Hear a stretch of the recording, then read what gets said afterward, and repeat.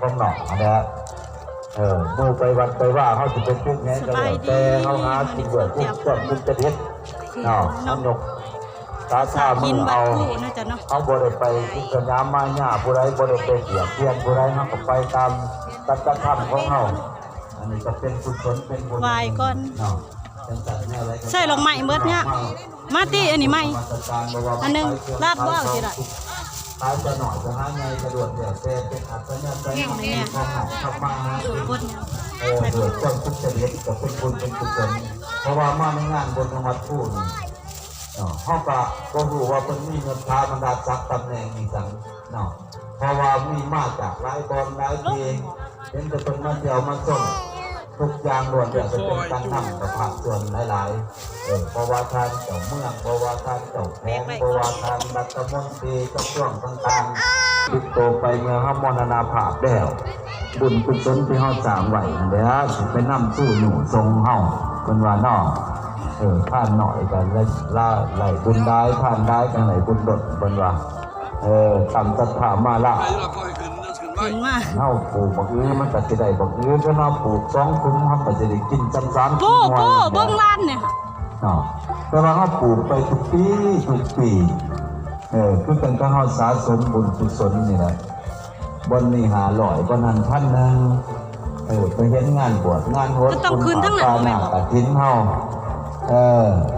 ก็เลยอุปโมทนาในการบวชสมโภชของพุทธดูปแต่ละวัดแต่ละว่าเป็นองค์ปฏิมากรปฏิสถานไว้ในสถานที่ต่างๆเพื่อเป็นตัวแทนแก่องค์สมมาสัมพุทธเจ้าเฮาและพระพุทธดูเนาะ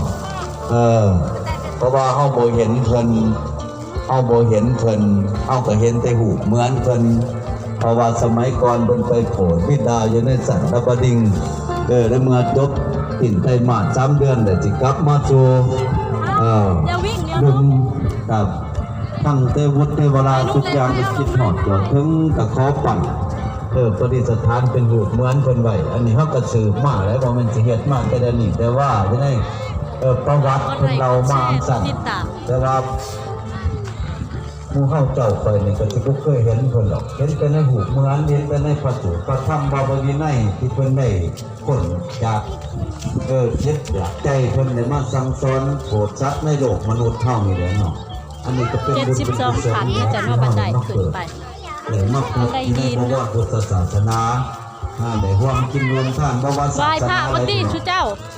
ศาสนาในโลกมนุษย์ส่วนเดียวจะเป็นความเสื่อรวมเดียวจะซ้อนในคนบิ๊กโมเฝ้าคืนผู้นี่ก็เป็น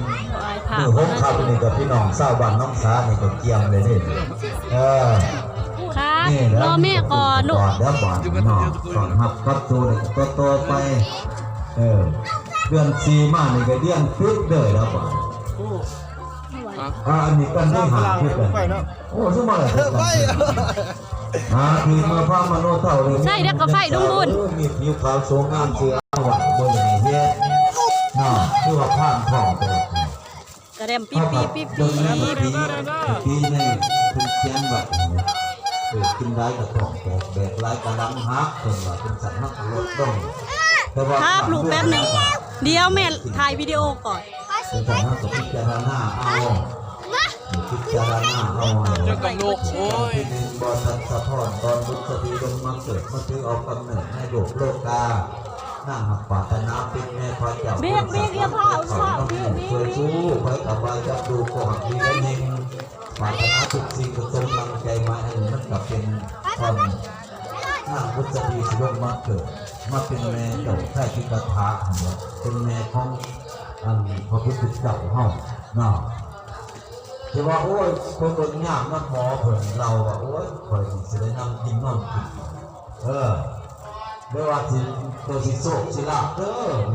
ขึ้นไปเทิงสิมีน้ำซักซิดนะจ๊ะน้ำซักซิดไหลออกมาจากหินนะจ๊ะถ้าน้ำโบเห็ดกับโบไหลโบไปกับโบเห็ดเขาต้องคอยเล่นยากตัวหมอดูคนว่าเขาเลยเห็ดเพื่อไม่มีบุญวาสนาดีอะไรทำพวกคนดูมาดูมาเราจริงอย่างมันจะทำอะไรจำปาครับปูอยู่ข้างบนทุกอย่างตัวนั้นที่มากขึ้นถามคำนึงเป็นว่า เออปูเดินตามหลังไว้ สองคำที่ต้องการประกาศสามคำหลักนี่ค่ะก็คือหัวจะมาไปบลักไม่เก็บตัวที่หัวมาถึงบลักนี่ค่ะแล้วมันไปบลักนะครับเพราะว่าวิจารณะเยอะไปหน่อยวิจารณะเพราะว่าเนี่ยเขามาเพื่อประกาศทำงานที่เก็บบัตรดีกว่าที่เราไม่ทำดีกว่า เดี๋ยวคอยอุ้ม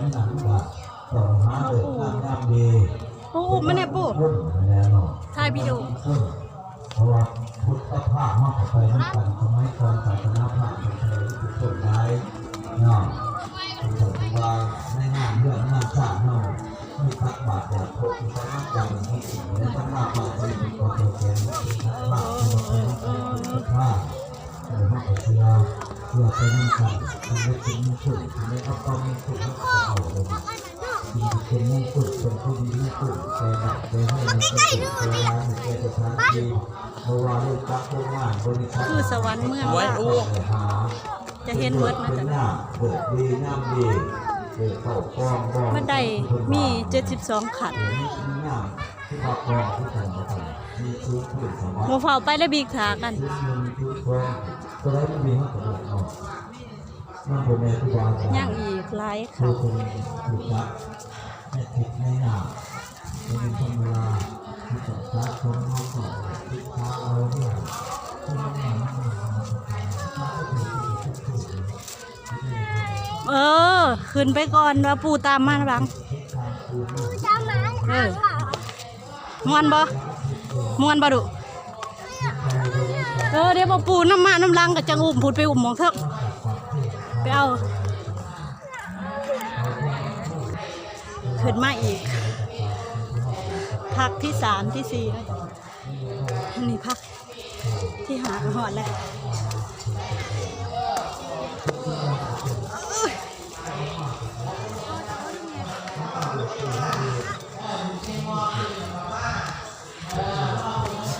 หน่วยล้านโต๊กเลยน่ะ ยับปัดปุ่นโอ้ มานั่งพี่บิ๊กพี่มา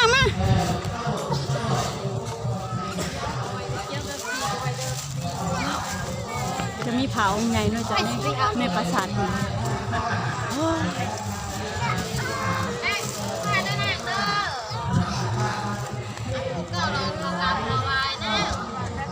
ยืนอันนี้มายิ้มเนี่ยไก่ไปบ่ไก่เจ้าอะไรไก่ไปมั่งขายโอ้ไปแมนขึ้นมาหอดเทิงเลยเนาะจ้ะเนาะต่อไปชาเตียสิพาไปเบิ่งน้ำที่มันไหลออกมาจากหินเนาะจ้ะเนาะไหลตลอดปีตลอดกาลมันเป็นน้ำศักดิ์สิทธิ์เนาะจ้ะเนาะ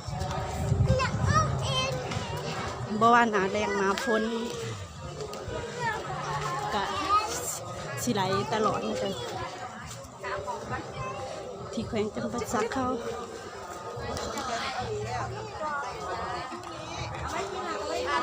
เทิงกะสิสเตียพาไปเบิ่งน้ำก่อนหอดเดินมาจานนี่จ้ะเป็นหินที่ข้างบนบิ๊กย่างว่าพี่บิ๊กเป็นหินนะจ๊ะสิพาไปเอาน้ำไปย่างก่อนนี่ย่างก่อนมี